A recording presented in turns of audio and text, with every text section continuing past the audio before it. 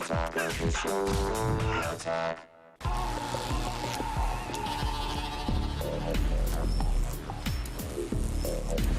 camera's got a wide angle! Wide angle!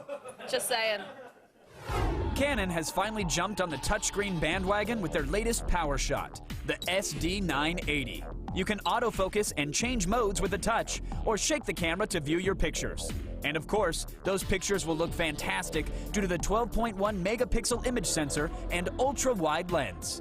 It can even shoot 720p video, so pick one up for $330. I was like, Why do we always use the who's weird the dumpy shots chick on the of me AstroTurf? stretching Oh. in this- You look great. You look great. And you ran the course well, too. You did. Let's talk about the thing. All right, See fine. that. This is a little larger than most of the point-and-shoots Yes. released recently. It's 0.9 inches thick, 4 inches across. 3-inch touchscreen is nice and big, which is probably why the camera is a little larger overall. Yeah. But do you think it's worth the size trade-off? Look, for me, it's not. I think for guys, and obviously the color of this device is not exactly aimed towards the men out there. But I think for guys, if you're getting a point and shoot, you want something that's ultra slim and ultra thin, so you can slide in your pocket, so it doesn't become a decision. You know, do I need to actually carry this device around because it's a little bulky? This camera is just on the other side of that decision for me. I feel it's like a little too bulky, but it's not terrible. It's not terrible. There are definitely worse out there. You're right. It doesn't really matter for women because we just throw them in our bags. Throw in the purse, yeah, or make the man carry it for you. Ha ha. Yeah. I don't have a man. All right, the weirdest thing, thanks for someone reacting to that. Can we bring out a violin? Everyone's like, oh, right, it's Allison, it's Allison. All right, now the weirdest thing about this being a touchscreen camera is that there are buttons right next to it. Yes. What? All right, so does the hybrid work well? I'm from Jersey. No. Don't make fun of me. It actually doesn't work well, and here's the problem. The touchscreen is only okay. You can make certain gestures to do things like erase images or swipe between images, but it's laggy. It's not the most responsive we've ever seen. Now, what is nice is that you can quickly touch things like autofocus or, turn the flash on and off, so that's nice to have there. But you either got to stick with buttons on a camera like this or just stick with the touchscreen, because cramming them both on the back makes it an awkward experience, to say the least. Right. Now, it also has this feature, which you can see right here, where you can tilt the camera to change images.